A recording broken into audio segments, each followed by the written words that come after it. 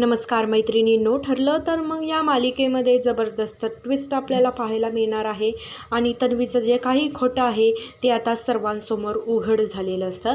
कारण इथे रविराज यांनी सर्व काही पुरावे, हे प्रियाच्या विरोधात असणारे पुरावे सगळे काही त्यांनी इथे उघड केलेले असतात. पण मात्र घरातल्यांना हे काही माहिती नसतं. घरामध्ये कल्पना रडत असते. तिला वाटत असतं की अर्जुन याला अटक झाली. अर्जुन या खोट्या केसमधून सुटू शकेल का, अशी शक्यता अजिबातच घरच्यांना नसते, सुभेदार कुटुंबाला नसते. परंतु मात्र काहीच वेळात इथे रविराज, चैतन्य तसेच सायली अर्जुन दारामध्ये उभे राहिलेले असतात आणि त्या अर्जुनला सुटलेलं पाहून घरातल्यांना आनंद झालेला असतो. परंतु इथे प्रियाला मात्र मोठाच धक्का बसलेला असतो. प्रिया म्हणते, अर्जुन तू आणि शांता ही तर मेली होती ना, असा खूप मोठा धक्का तिला बसलेला असतो.